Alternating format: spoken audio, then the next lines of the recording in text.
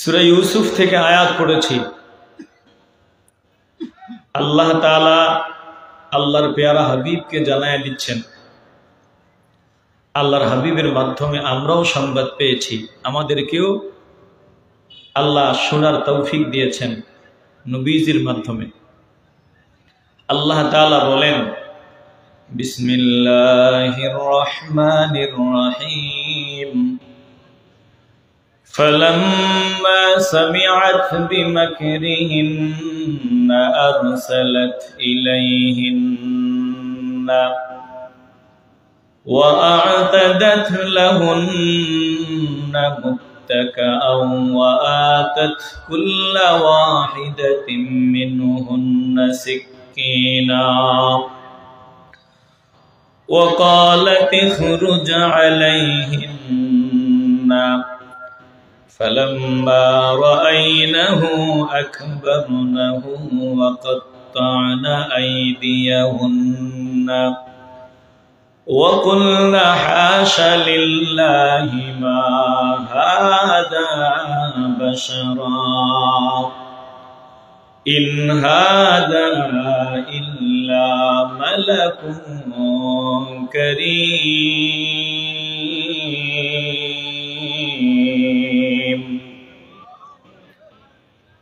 আল্লাহ তাআলা বলেন, ফালাম্মা সামিআত বিমাকরিহিন্না, বলে ইউসুফ আলাইহিস সালামের সৌন্দর্যের রূপে জুলাইখার মতো ফার্স্ট লেডি যখন পাগল হয়ে গেছিল, ইউসুফ আলাইহিস সালামের প্রেমে পাগল হয়ে গেছিল। ইউসুফ আলাইহিস সালামকে জুলাইখা একজন ফার্স্ট লেডি হয়ে যখন মহব্বত করা আরম্ভ করে দিয়েছিল, বলে সমাজের মধ্যে, এলাকার মধ্যে, দেশের মধ্যে প্রত্যেকটা ঘরে ঘরে সমালোচনার আওয়াজ শুরু হয়ে গেল। নারীদের ভিতরে সমালোচনার আওয়াজ যে জুলাইখা একজন ফার্স্ট লেডি হয়ে একজন গোলামের প্রেমে পাগল হয়ে গেল, গোলামের প্রেমে পাগল হয়ে গেল। এই কথাগুলো যখন জুলাইখার কানে চলে আসলো, ফালাম্মা সামিআত বিমাকরিহিন্না, জুলাইখার কানে যখন আওয়াজগুলো চলে আসলো, সমালোচনার আওয়াজ,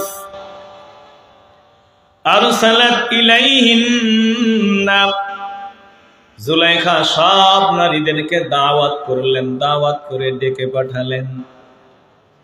এবার জুলাইখা সকলকে দাওয়াত করার পর আল্লাহ তাআলা বলেন, ওয়া আতাদাত লাহুন্না মুত্তাকা, জুলাইখা সকলের জন্য ভোজ সবার ব্যবস্থা করলেন, খাবারের ব্যবস্থা করলেন।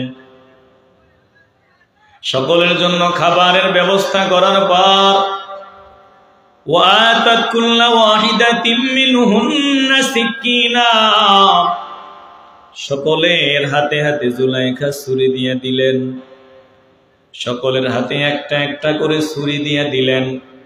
এবার সকলকে ডাক দিয়া বললেন, শুনিয়া লাও, আমি যতক্ষণ পর্যন্ত না বলবো ততক্ষণ পর্যন্ত তোমরা ফল কাটা শুরু করবে না। এবার জুলাইখা সকলের যখন খাবারের টেবিলে হাতে ছুরি, ফল কেটে খাবে, জুলাইখা ইউসুফ আলাইহিস সালামকে ডেকে পাঠালেন, ওয়া ক্বালাত ইখরুজ আলাইহিন্না, ভালো করে খেয়াল করবেন। জুলাইখা বললেন, ও ইউসুফ গো, আপনি দয়া করে তাদের সামনে দিয়ে একটু বের হয়ে যান, একটু হাঁটিয়া যান। জুলাইখার কথা শুনে ইউসুফ আলাইহিস সালাম যখন তদানীন্তন সময়ের নারীদের সামনে দিয়ে হাঁটিয়া যায়, ওয়াকালাত ইখরুজ আলাইহিন্না, তিনি যখন বের হয়ে তাদের সামনে দিয়ে যাচ্ছেন, ফালাম্মা রাআইনাহু আকবারনাহু, যখন তদানীন্তন সময়ের নারীরা জুলাইখার সময়ের নারীরা ইউসুফ আলাইহিস সালামের রূপ দেখলো, সৌন্দর্য দেখলো, সৌন্দর্য দেখিয়া এক নজরে তাকায়া থাকলো আর বলল, ওয়া কুলনা হাশা লিল্লাহি মা হাযা বাশারা। তদানীন্তন সময়ের নারীরা ডাক দিয়া বলল, সুবহানাল্লাহ, এ তো মানুষ না। ওয়া কুলনা হাশা লিল্লাহি মা হাযা বাশারা, সুবহানাল্লাহ, এ তো মানুষ না। বলে জুলাইখা, সময়ের নারীরা ইউসুফ নবীর সৌন্দর্য দেখে বলে ফেলল, ইন হাযা ইল্লা মালাকুন কারীম।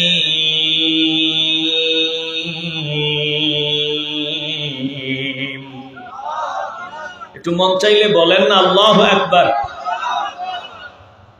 দিল দিয়ে অনুধাবন করে নেন। তদানীন্তন সময়ের নারীরা বলল, সুবহানাল্লাহ, এ তো মানুষ না, এ তো একজন সম্মানিত ফেরেশতা ছাড়া আর কিছুই হবে না। তাইলে জুলাইখার সময়ের নারীরা ইউসুফ নবীরে দেখে বলল, এ তো মানুষ না, এ তো একজন সম্মানিত ফেরেশতা। এই আয়াতটাই ঘটনাটাকে আম্মা জান আয়েশা সিদ্দিকা রাদিয়াল্লাহু তাআলা আনহার সামনে উপস্থাপন করে তিনার সময়ের নারীরা ডাক দিয়া বলল, শুনিয়ালাম, আমরা তো এই ঘটনা জানি ইউসুফ আলাইহিস সালামের সৌন্দর্য দেখে তদানীন্তন সময়ের নারীরা হাত কেটে ফেলেছে, ফল কাটতে পারে নাই, তিনি এত সুন্দর ছিলেন। আমরা জানতে চাই আল্লাহর নবীর ব্যাপারে এমন কোন ঘটনা আসেনি যে নবীর জন্য কেউ হাত কেটেছিল? জোরে কোন আল্লাহু আকবার। কার কাছে জানতে চেয়েছে? আম্মা জান আয়েশা সিদ্দিকা রাদিয়াল্লাহু তাআলা আনহার কাছে জানতে চেয়েছেন। জান আয়েশা, আল্লাহর নবীর সবথেকে কাছের মানুষ, আমার নবীর প্রিয়তমা, একজন পুরুষকে, একজন ব্যক্তিকে সব থেকে ভালো চিনে তিনার পরিবার। জোরে কোন ঠিক কিনা? আস্তে বলবেন না, জবান খুলে বলেন ঠিক কিনা। সব থেকে ভালো চিনে। এই যে আমি আপনাদের সামনে দাঁড়ায় কথা বলতেছি, সেমি ফিসাবের মতো লাগে। আমি আসলে কয় নাম্বার ফিসাব এটা আমার বিবি সব থেকে ভালো জানে। কথা কয় না, আস্তে বলবেন না, জবান খুলে বলেন ঠিক কিনা। এজন্য বিবি যদি কাউরে সার্টিফিকেট দেয়, আহারে বেচারা আসলেই একজন ভালো স্বামী, তাহলে আল্লাহর দরবারে বাস্তবেই আপনি একজন ভালো মানুষ। কথা কয় না। আপনার একটু আওয়াজ দিতে অসুবিধা আছে, জানি আপনারা ক্লান্ত, একটু আওয়াজ দেন মহব্বতে। যা বলতেছি সত্য না মিথ্যা? একটু দিল নিয়ে অনুধাবন করে নেন। কার কাছে জানতে চাওয়া হয়েছে? বলে আম্মা জান আয়েশা সিদ্দিকা রাদিয়াল্লাহু তাআলা আনহার কাছে জানতে চাওয়া হয়েছে। আর তিনি আমার নবীর সব থেকে ভালো চিনেন। আম্মা জান আয়েশা কি জবাব দিলেন? তিনি বলেন, শুনিয়া লও, তোমরা জানতে চেয়েছো এই ঘটনাটাকে কেন্দ্র করে তদানীন্তন সময়ে নারীরা ইউসুফ নবীর সৌন্দর্য দেখে হাত কেটে ফেলছে, ফল কাটতে পারে নাই। আরে শুনিয়া লও, ওই নারীরা যদি আমার কলিজার, আমার প্রিয়তমর সামান্য নূরের ঝলক যদি দেখতো, সামান্য রূপের ছিটা যদি তারা দেখতো, হাত কাটতো না, তারা কলিজা কেটে বের করে দিত। একটু আওয়াজ দিয়ে বলবেন না আল্লাহু আকবার। আমার নবীর চেহারা মোবারক থেকে নূর বের হতো, নূর। কেমন নূর বের হতো? আম্মা জান আয়েশা বলেন, দুনিয়ার মানুষ শুনিয়া লও, আমি রাতের অন্ধকারে সেলাইয়ের কাজ নির্বিঘ্নে করতে পারতাম, আলাদা কোনো বাতির প্রয়োজন হতো না, লাইটের প্রয়োজন হতো না। বলে রাহমাতুল লিল আলামিনের চেহারা মোবারকের থেকে যেই নূর বিচ্ছুরিত হতো, যেই আলো বের হতো, ওই আলোর দ্বারা আমি সেলাইয়ের কাজ নির্বিঘ্নে চালায়া যাইতে পারতাম। জোরে কোন আল্লাহু আকবার। এই গভীর রজনীতে বলেন তো, নবীজির চেহারা মোবারক আমাদের কারো চেহারার মতো? আস্তে বলবেন না, জবান খুলে বলেন, কারো মতো? বলে নবীজি মানুষ ছিলেন, এটা আমাদের আকীদা। তবে কেমন মানুষ? আল্লাহর নবী এমন মানুষ, দুনিয়ার দ্বিতীয় কোনো মানুষের সাথে কোনো দিক থেকে আমার নবীর তুলনা চলে না। কথা কোন ঠিক কিনা? আল্লাহর নবীর জবান ছিল, চক্ষু মোবারক ছিল, কান ছিল, সব ছিল, কিন্তু ব্যবধান, পার্থক্য আছে না নাই? আস্তে বলবেন না, জবান খুলে বলেন আছে না নাই? এ মুসলমান নবীর আশিকের দল, রাহমাতুল লিল আলামিনের চেহারা মোবারক কেমন? বলে আমার আল্লাহ পর্দা দিয়া রাখতেন, এই পর্দা লাগায় রাখতেন, এই রূপ আমার আল্লাহ সব সময় প্রকাশ করতেন না। মাঝে মধ্যে যখন পর্দা সরায় দিতেন, যেই আমার নবীর চেহারা মোবারক দেখতো সেই পাগলামি আরম্ভ করে দিত। জোরে কোন আল্লাহু আকবার। এটা যে দেখছে সেই পাগল হয়ে গেছে, আর দেখা লাগে নাই। অনেক আশেক আছে, পাগলা আছে, না দেখেও আমার নবীর জন্য কলিজা দেওয়ার জন্য রেডি আছে। কথা কয় না? বলেন, শুধু নাম শুনে আল্লাহর হাবিবের জন্য কলিজা দেওয়ার মতো লোক এ কুলাউড়া কি নাই? ইমানের আওয়াজ দিয়ে বলবেন নাই? এই ময়দানেও কি দুই একজন নাই? চেহারা মোবারক দেখে নয়, না দেখে শুনে শুনে আল্লাহ নবীর জন্য জীবন দেওয়ার মতো পাগলার অভাব নাই। বলে এটা কেমনে হয়? এটা ভালোবাসার কারণে হয়। তারা হাত কাটলো কেন? মহব্বতের কারণে। বলে আল্লাহ নবীর জন্য কলজা দেওয়ার মতো পাগলার অভাব নাই। এটা কিসের বলে? বলে মহব্বতের বলে। জোরে কোন ঠিক কিনা? কপাল পোড়া একদল তুচ্ছ তাচ্ছিল্য করে, বলে মহব্বতের গান গায়া কোনো লাভ নাই, মহব্বতের কোনো দাম নাই, এগুলো ফাও ফাও। বলে নবীর আদর্শ না থাকলে মহব্বতের কোনো দাম নাই। সাবধান, আমরা একথা বলি না নবীর আদর্শের প্রয়োজন নাই। ভেতরে মহব্বত থাকলে এমনি নবীর আদর্শ নিজের জীবনে বাস্তবায়ন করতে পাগল হয়ে যাবে। কথা কোন ঠিক কিনা? কিন্তু উপরের আর ভিতরের জিনিস এক না। মহব্বতের দাম নাই এ কথা যে বান্দা বলবে, বুঝতে হবে এই বান্দা মূর্খ, এ বান্দার তেমন জ্ঞানের পরিধি নাই। কথা কোন ঠিক কিনা? বরং এ কথা বলা যাবে, আনুগত্যের কোনো দাম নাই মহব্বত ছাড়া। আনুগত্যের কোনো দাম নাই মহব্বত ছাড়া। অনুসরণের কোনো দাম নাই মহব্বত ছাড়া। কিন্তু মহব্বত ছাড়া বলে ইবাদতের দাম নাই মহব্বত ছাড়া। কিন্তু মহব্বতের কোনো দাম নাই এ কথা বলার কোনো সুযোগ নাই। কথা বলেন ঠিক কিনা? একটু দিল দিয়ে অনুধাবন করে নেবেন। বুখারী থেকে আপনাদের হাদিস শোনায়া দিচ্ছি। আল্লাহর নবী রাহমাতুল লিল আলামিন বলেন, ক্বালা রাসূলুল্লাহ সাল্লাল্লাহু আলাইহি ওয়াসাল্লাম, আহওয়ানু আহলিন নার আযাবান আবু তালিবিন ওয়া হুয়া মুমতাইনুন বিনালাইন ওয়া হুয়া মুতানাইলুন বিনালাইন ইয়াগলি মিনহুমা দিমাগুহু। বলে এরা বুখারী বুখারী করে, বুখারীর হাদিস এরা ভালো অনেক সময় মানে না। আল্লাহর নবী রাহমাতুল লিল আলামিন বলেছেন, শোনো, যত লোক জাহান্নামী হবে, যত বান্দা জাহান্নামে যাবে, সব থেকে হালকা আযাব হবে আবু তালেবের, সব থেকে কম আযাব হবে আবু তালেবের। ওয়া হুয়া মুতানাইলুম বিনালাইন ওয়া হুয়া মুনতাইলুম বিনালাইন, তার দুই পায়ে দুইটা আগুনের জুতা পরায়া দেওয়া হবে।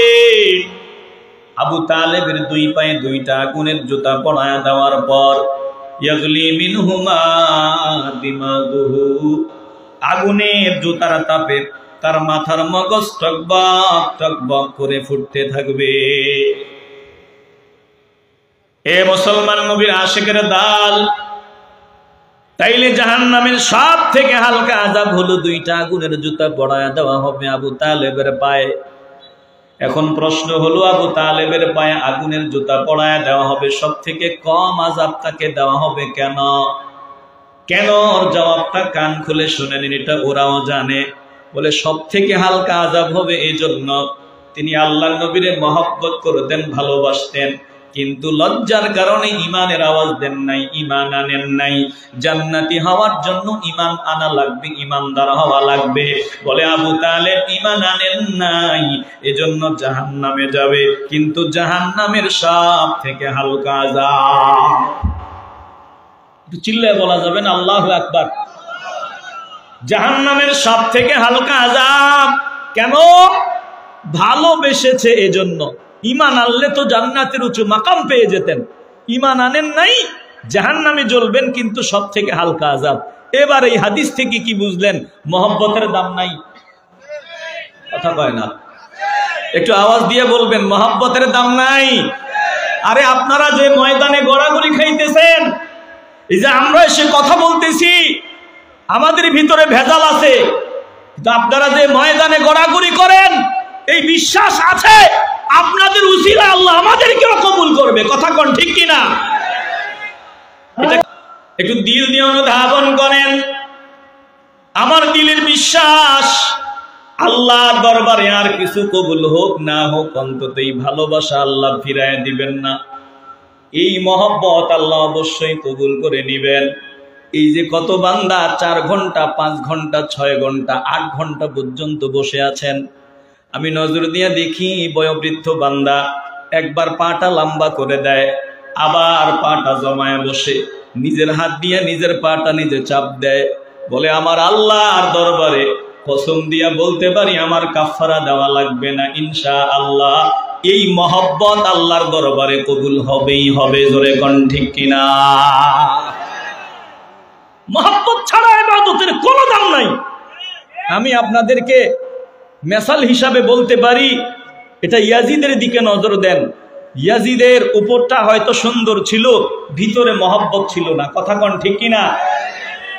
মুনাফিক সরদার আব্দুল্লাহ ইবনে উবাই ইবনে সালুল, টুপিওয়ালা, দাড়িওয়ালা, লম্বা জামাওয়ালা, তেলাওয়াত সুন্দর, চেহারাও চমৎকার, কথাও একেবারে সুন্দর, চেহারাও সুন্দর, কথাও স্মার্ট, একবারে খুব সুন্দর সুন্দর কথা, চেহারাও এমন নজর দিলে প্রেমে পড়ে যেতে মন চাইবে এমন চেহারা। আবার নবীর পিছনে জুমার নামাজ পড়তো, পাঞ্জেগানা নামাজ পড়তো, আল্লাহ নবীর সাথে জিহাদের ময়দানেও যেত। বুঝেননি কথা? কিন্তু এই লোকটার নীতিগত নিকৃষ্ট। সামনে দাঁড়াইয়া আল্লাহ নবীর প্রশংসাও করত, বলে আমার নবী যখন জুমার খুতবা দিতেন, এরপরে দাঁড়াইয়া সাহাবায়ে কেরামদের সামনে বলতো, ভাই সব এই যে রাহমাতুল লিল আলামিন বয়ান করেছে, দেখছেন? একটু বুঝেন ভালো করে, বর্তমান সময়ের সাথে মিলায় নিয়েন। মুনাফিক আসেনি আমগো দেশে, একটু মিলায় নিয়েন। মুনাফিক সরদার দাঁড়ায় বলতো, ভাই সাহেব এই যে রাহমাতুল লিল আলামিন যে বয়ানগুলো করলেন, বলেন এই কথাগুলো ঠিক নি? সাহাবারা বলতো অবশ্যই ঠিক। বলে তাইলে কথাগুলো মানলেই আমাদের ইহকালীন পরকালীন মুক্তি, দুনিয়াতে সম্মান, পরকালে আমরা মর্যাদাওয়ালা হতে পারবো, জান্নাত পাবো। বলেন কথাগুলো মেনে নেওয়া দরকার নি? বলতো হ্যাঁ।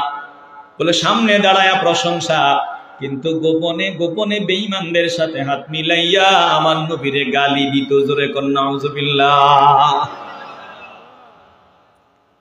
এই নীতির এই চরিত্রের মানুষ আছে, উপরে ইসলাম ব্যবহার করে, ইসলামের সাইনবোর্ড ব্যবহার করে, কিন্তু ভেতরে ভেতরে নবীর ওয়ারিসদের বিরুদ্ধে কথা বলে, আল্লাহর ওলিদের বিরুদ্ধে কথা বলে, বলে হক্কানি পীর মাশায়েখদের বিরুদ্ধে কথা বলে। উপরে ইসলামের সাইনবোর্ড, ভিতরে মুনাফিকি আছে না নাই? একটু দিল দিয়ে অনুধাবন করে নেন। এই আব্দুল্লাহ ইবনে উবাই ইবনে সালুল উপরে ফিটফাট, চেহারাও চমৎকার, কথাও বড় সুন্দর। আমি বলি না, কোরআন খোলেন, আল্লাহ বলেন। আল্লাহ বলেন, দোস্ত চেহারা এত সুন্দর, দেখলেই প্রেমে পড়ে যেতে মন চাইবে, কথা এত সুন্দর, শুনতেই মন চাইবে। ওয়াইদা রাআইতাহুম তু'জিবুকা আজসামুহুম ওয়া ইয়াকুলু তাসমা'আ লিকাওলিহিম কাআন্নাহুম খুশুবুম মুসান্নাদা ইয়াহসাবুনা কুল্লা সাইহাতিন আলাইহিম হুমুল আদুউ ফাহযারুহুম কাতালাহুমুল্লাহু আন্না ইউফাকুন। কথা কার? একটু ভালোবাসার আওয়াজ দেন, কার? আল্লাহর নবীকে আল্লাহ বলেন, আল্লাহর দোস্তকে আল্লাহ বলেন, ও দোস্ত গো, ওয়াইযা রাআইতাহুম তু'জিবুকা আজসামুহুম, যখন চেহারার দিকে তাকাইবেন চেহারা প্রীতিকর প্রীতিকর মনে হবে, মায়াবী মায়াবী মনে হবে, না দুষ মনে হবে।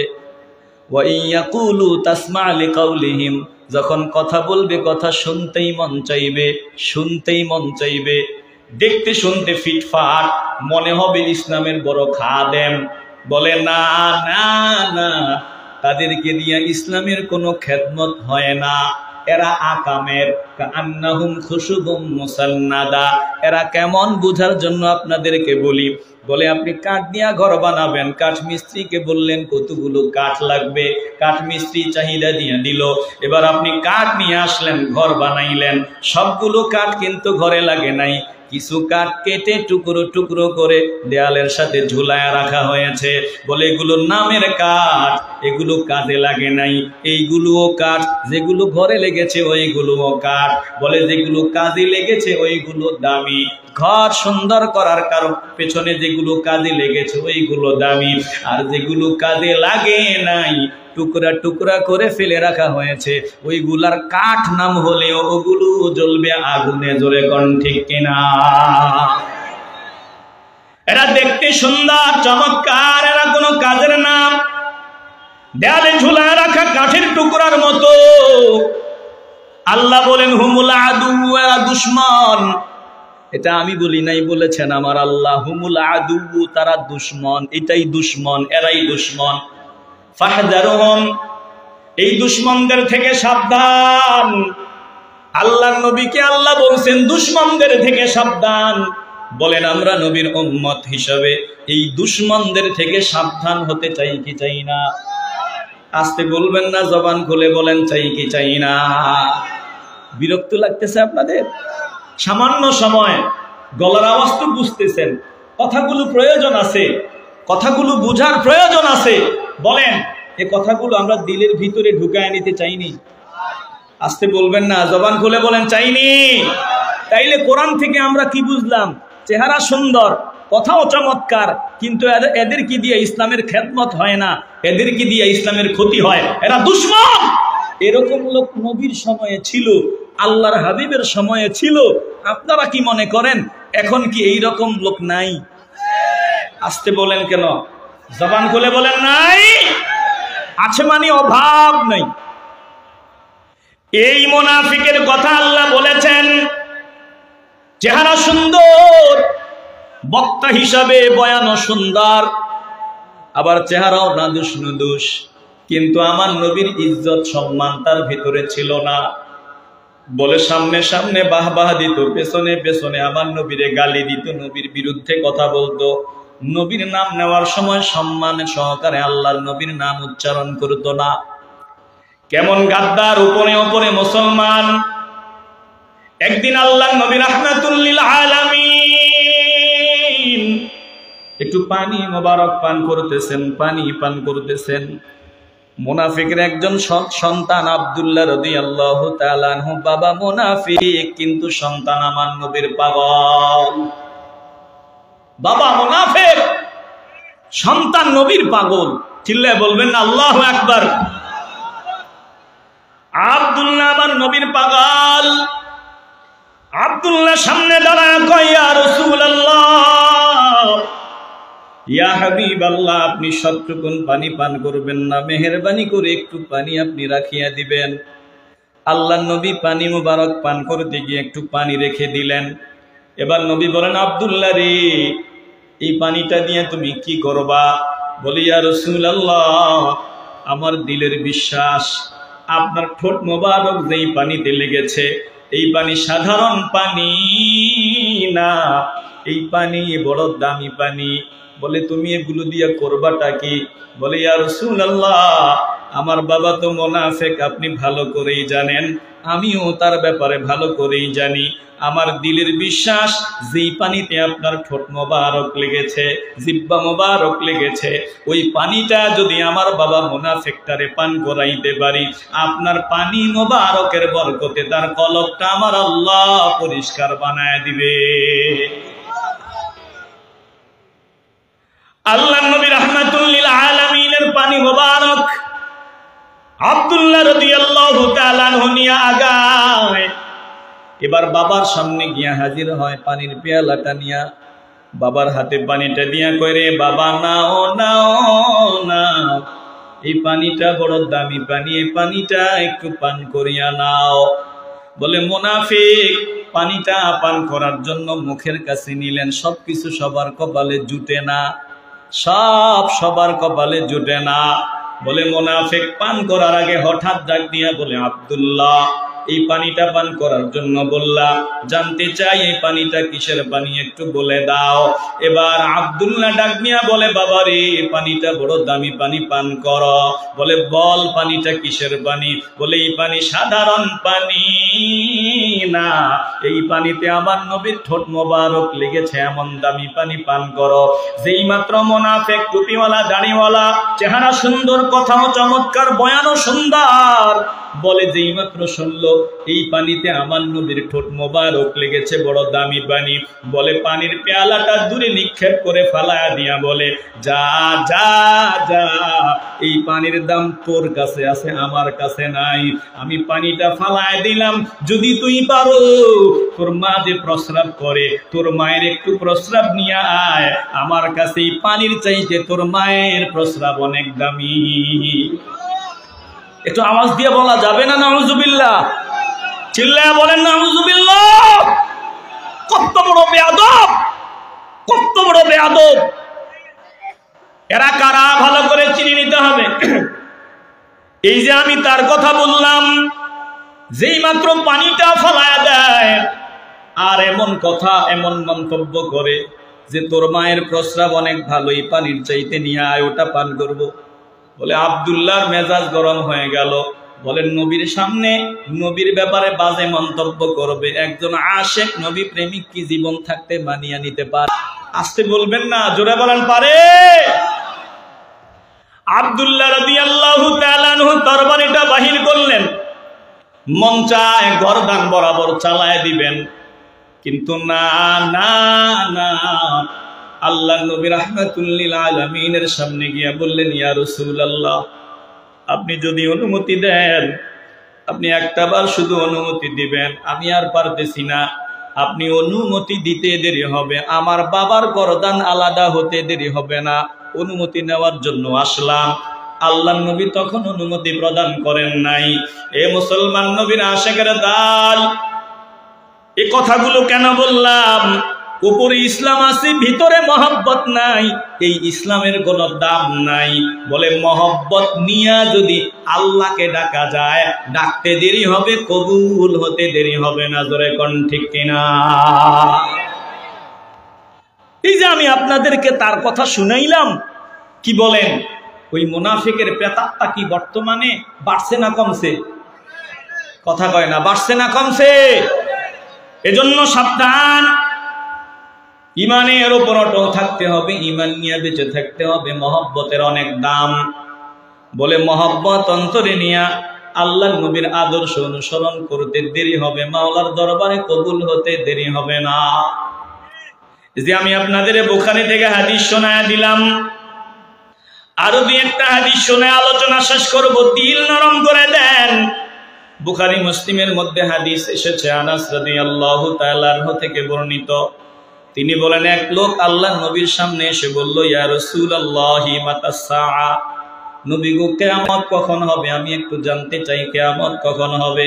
আল্লাহ নবী বললেন, ওয়াইলাকা ওয়া মা আ'দাত্তা লাহা, আফসোস তোমার জন্য, তুমি জানতে চাইলা কিয়ামত কখন হবে, আমি জানতে চাই কিয়ামতের জন্য তুমি কি প্রস্তুতি নিয়েছো, কি প্রস্তুতি তোমার আছে। এবার এই লোকটা জবাব দেয়, আল্লাহ নবীর সামনে দাঁড়ায় বলে, ওয়া মা আ'দাত্তা লাহা, মা আ'দাত্তু লাহা, ইয়া রাসূলুল্লাহ মা আ'দাত্তু লাহা, আমার কোনো প্রস্তুতি নাই, একটা প্রস্তুতি আমার আছে, ইল্লা আন্নী উহিব্বুল্লাহ ওয়া রাসূলা, আমি আল্লাহকে, আল্লাহর রাসূলকে সব থেকে বেশি মহব্বত করি, ভালোবাসি। যিনি জানতে চেয়েছেন, তিনার এক ওয়াক্ত নামাজ কাজা নাই, তাহাজ্জুদ কাজা নাই, 5 ওয়াক্ত নামাজ তিনি পড়েন, কোরআন তেলাওয়াত করেন, বলে সব নেক আমল তিনি করেন। কিন্তু তারপরেও তিনি বলতে পারতেন, তিনি তো বলতে পারতেন আমি নামাজ পড়ি, কোরআন তেলাওয়াত করি, দান সদকা করি, অন্যান্য সব নেক আমল করি। না না না, তিনি ও তো সব কিছু বলেন নাই, সংক্ষেপে বললেন ইয়া রাসূলুল্লাহ, একটা পুঁজি আমার আছে, আমি আল্লাহকে নবীকে সব থেকে বেশি ভালোবাসি। তিনারা বুঝতেন ভালোবাসা সবার আগে, তিনারা এটা বুঝতেন, সাহাবারা এটা বুঝতেন, মহব্বত সবার আগে। মহব্বত যদি ভেতরে না থাকে ঝামেলা আছে না নাই? আসতে বলবেন না, জবান খুলে বলেন আছে না নাই? গোলাম আর মালিক সব সময় চালাক গোলাম, চালাক গোলাম। আমগো দেশে যেমন আছে কিছু চালাক, ঠিক কোরআনে যা আছে, সহি হাদিসে যা আছে তা মানি, এর বাহিরে কিচ্ছু মানি না। কোনো পীর মানি না, কোনো টুপিওয়ালা মানি না, কোনো দাড়িওয়ালা মানি না, শুধু কোরআনে আর সহি হাদিসে যা আছে তা মানি, এর বাহিরে কিচ্ছু মানি না। এই স্লোগান দেওয়ার মতো একদল আছে না নাই? এরা হলো ওই গোলামের মতো চালাক। এখন যেই গোলামের কথা বলবো, গোলাম প্রতিদিন শুধু ভুল করে, মালিকের মেজাজ গরম। এবার গোলাম মালিকের সামনে দাঁড়ায়, কয় মালিক প্রতিদিন ধমকা ধমকি ভালো লাগে না, আপনি কলম হাতে নেন, কাগজ নেন। এবার কলম হাতে নিল, কাগজ নিল, গোলাম মালিক রে কয় আপনি লিস্ট করে দেন, দৈনন্দিন কাজের একটা তালিকা তৈরি করে দেন, তালিকাতে যা থাকবে তা মানবো, যা থাকবে না তা করব না, কিছু বলতে পারবেন না। মালিক তো বুঝতে পারে নাই, মালিক লিখিয়া দিছে, সব কিছু লিখিয়া দিছে। এবার গোলাম যা যা লেখা আছে তা তা করে। বহুদিন পর একবার শীতের মৌসুম, মালিক লম্বা সফরে বের হইছে। লম্বা সফরে যাওয়ার পর হঠাৎ করে প্রচন্ড ঠান্ডা। এবার গোলাম রে ডাক দিয়া বলে আমার চাদরটা দে। কি দে? কথা কয় না, কি দে? আমার চাদরটা দে। এখন গোলাম মালিকের সামনে এসে কয় নেন, আপনার চাদর ঠিক 3 ঘন্টা আগে অমুক রাস্তার অমুক মোড়ায় আমি নিজের চোখ দিয়ে দেখছি পড়ে গেছে। তো মালিক কয় কিরে চাদরটা উঠে নিলি না কেন? লিস্ট সামনে দিয়া কয় এই লিস্টের কোন কোনায় লেখা আছে চাদর পড়ে গেলে উঠায় নিতে হবে, দেখায় দেন। মহব্বত না থাকলে ঝামেলা আছে না নাই? আসতে বলবেন না, জবান খুলে বলেন আছে না নাই? এবার মালিক কয় ঠিকই তো, লিস্টে তো নাই। এবার চিপা একবারে নিচে দিয়া লেখা দিছে কোন সময় সফরে বের হলে কোনো কিছু পড়ে গেলে ইহা উঠাইয়া নিতে হইবে। এবার আবার বহুদিন পরে সফরে বের হয়েছে। সফরে বের হওয়ার পর গন্তব্যে যাওয়ার পরে গোলাম মালিকের সামনে বস্তা একটা নিয়ে হাজির, সালা বস্তা। বলে এটা আবার কি? ভেতরে যে দুর্গন্ধ। আসার সময় গাধা যা পায়খানা টায়খানা করছিল আর যা কিছু ফালাইছিলেন সব এটার ভিতরে নিয়ে আসছে। আরে গাধার পায়খানা কেন, আর আমি ময়লা টয়লা ফালাইছি ওইগুলা কেন? বলে দেখেন তো লিস্টে কি লেখা আছে, সফরে বের হইলে কোনো কিছু পড়িয়া গেলে ইহা উঠাইয়া নিতে হইবে। তো এগুলো তো কোনো কিছুর মধ্যেই পড়ে। মানে এই গোলাম হলো আমার দেশে একদল চালাক ভাই আছে তাদের মতো। কথা কন ঠিক কিনা? আসতে বলবেন না, জবান খুলে বলেন ঠিক কিনা? এ ভাইদের পেছনে সুন্দর সুন্দর আওয়াজ শুনে সুন্দর চেহারা দেখে পাগল হওয়া যাবে না। তাদেরকে মানবেন, অসুবিধা নাই। যদি দেখেন তাদের সাথে আবু ইউসুফ মোহাম্মদ ইয়াকুব সাহেব বদরপুরি রহমতুল্লাহি আলাইহির আমলের সাথে মিল আছে, যদি দেখেন তাদের সাথে সাহেব কাবলা ফুলতলি রহমতুল্লাহি আলাইহির আমলের সাথে মিল আছে, তাদেরকে মানবেন। মিল নাই, তাদের মত এগুলো ডাস্টবিনে ছুঁড়ে ফেলে দিবেন। কথা কন ঠিক কিনা?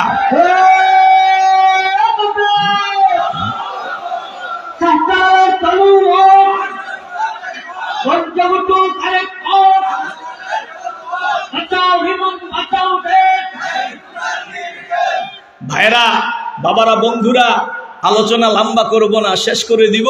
শোনেন, এই যে আমি পাগড়ি লাগাইছি, লম্বা জামা পড়ছি, আমার ইমানের 5 সেকেন্ডের কোনো ভরসা নাই।